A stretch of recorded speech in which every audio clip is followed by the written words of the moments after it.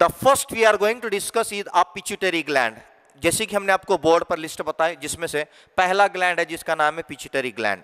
तो pituitary gland पहले इसको ऐसा समझा जाता था कि it is the master endocrine gland. Master, अब मास्टर किसे कहते हैं? एक ऐसा ग्लैंड जो बाकी ग्लैंड पे कंट्रोल करता है, बॉस। लेकिन बाद में रिसर्चेज जब हो गए, फर्दर रिसर्चेज में पता चला कि ये खुद किसी के ऑर्डर में काम करता है, तो इसलिए उसको बॉस नहीं माना गया। फिर it is under the control of hypothalamus, जो कि एक डायंसिफेलॉन का फ्लोरिंग पार्ट है, इसे हम हाइपोथैलेमस कहते हैं। इसलिए अब इसे बॉस ना कहते हुए पिट्यूटरी ग्लैंड को कहते कोऑर्डिनेटर ऑफ एंडोक्राइन ऑर्केस्ट्रा। अभी जैसे कि आप देखते हैं कि म्यूजिशियंस होते हैं, म्यूजिशियन के अंदर अक्सर कई अलग अलग बैंड्स होते हैं, बजाने वाले होते हैं, लेकिन एक इसमें होता है जो कि खड़े कर सबको कंट्रोल करता है, रिंग मास्टर जैसा होता है कि सब अपने अपने टोन्स रिदम बजाते हैं, तो वो उसे हम कहते हैं कोऑर्डिनेटर ऑफ ऑर्केस्ट्रा। तो ये कुछ ऐसा ही है जो बाकी ग्लैंड्स को कंट्रोल करने का काम करता है, इसलिए इसको हम कहते हैं coordinator of endocrine orchestra. Then ये पिट्यूटरी ग्लैंड का लोकेशन अगर हम देखेंगे तो ये बिल्कुल हाइपोथैलेमस के नीचे है, हाइपोथैलेमस के नीचे। अब हाइपोथैलेमस कहाँ है? थोड़ा सा हम डायग्राम देखेंगे बोर्ड के ऊपर। हाइपोथैलेमस कहाँ होता है? जैसे कि ये चैप्टर में हम देख रहे हैं कि ह्यूमन नर्वस सिस्टम में सबसे इंपॉर्टेंट जो पार्ट था वो था सेंट्रल नर्वस सिस्टम, ठीक है। दूसरा उसका पार्ट था पेरिफेरल नर्वस सिस्टम, तीसरा पार्ट था ऑटोनोमस नर्वस सिस्टम।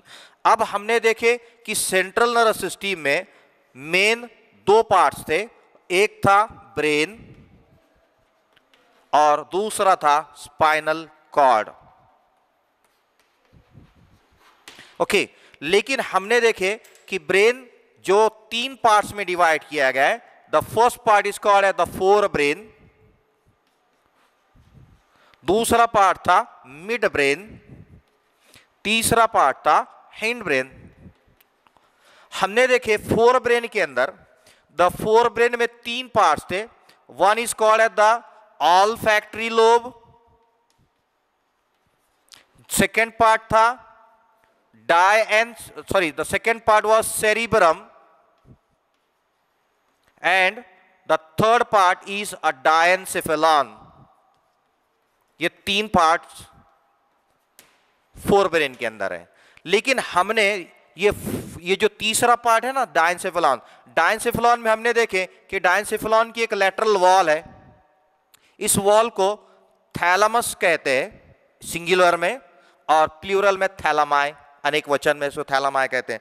लेकिन इसका जो छत है, इसका जो ऊपर का रूफ है, इसे कहते हैं थैलामस के ऊपर है, इसलिए इसे कहते हैं एपीथैलेमस, ओके।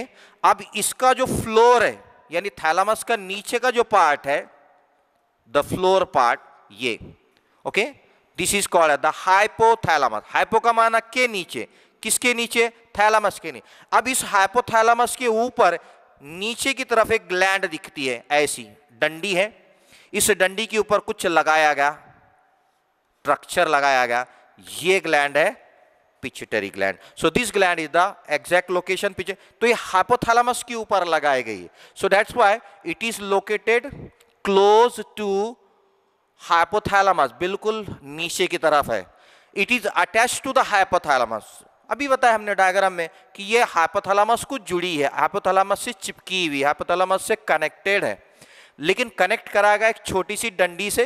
जैसे कि आप यहाँ देखेंगे, ये है वो स्ट्रक्चर जिसके अंदर यहाँ पर जो सिर की हड्डी होती है, बोन होती है, बोन के अंदर ये बोन का जो हिस्सा है इसे कहते हैं स्पिनाइड बोन। स्पिनाइड बोन के अंदर एक डिप्रेशन है, कुछ ऐसा गड्ढा सा कैविटी बनी हुई है, इसको बड़ा कर देखेंगे हम। ये है वो स्पिनाइड बोन, इतना पार्ट हम बड़ा कर देख रहे हैं, मैग्नीफाई कर। तो यहाँ पर ऐसी कुछ कैविटी है, इस कैविटी को कहते हैं सेला टर्सिका। इस सेला टर्सिका के अंदर हाइपोथैलेमस की वो ग्लैंड नीचे की तरफ जो लगाई गई, जिसे हम कहते हैं पिट्यूटरी ग्लैंड। तो पिट्यूटरी ग्लैंड कहाँ है? ये pituitary gland is present and well protected in sphenoid bone depression. Sphenoid bone के अंदर एक गहरा गड्ढा सा है, उसके अंदर उसको रखा गया, उस गड्ढे का नाम है सेला टर्सिका। अगर इसकी फॉर्मेशन की अगर हम बात करते हैं कि एक बेबी, वो मेल हो या फीमेल, जब उसके माँ के पेट में उसका डेवलपमेंट हो रहा था, जायगोट के बाद 3 लेयर का फॉर्मेशन किया जाता, एक्टोडर्म, मीजोडर्म, एंडोडर्म। तो ये 3 लेयर में से कुछ सेल्स एक्टो के और कुछ सेल्स एंडो के, इन दोनों सेल्स का यूज कर कर ये ग्लैंड बनी। तो अब तक हमने जितने भी कुछ चैप्टर्स में पढ़े, किसी भी ऑर्गन का ओरिजिन हमने देखे, तो ओरिजिन एक तो एंडोडर्म होता है पूरी तरह से, या मीजोडर्म होता है पूरी तरह से, या फिर वो एंडोडर्म होता है पूरी तरह से। लेकिन यहां पर ड्वेल ओरिजिन देखने को मिल रहा है। It is having the ectodermal as well as the endodermal in origin, यानी 2 अलग अलग टिश्यूज से 2 अलग अलग यहां पर बने हुए हैं। So this shows the endodermal जो रहेगा वो हमेशा एपिथेलियल टिश्यूज का फंक्शनिंग है, और एक्टोडर्मल जो है वो नर्वस टिश्यू से बना हुआ है। So this is the pituitary gland. Now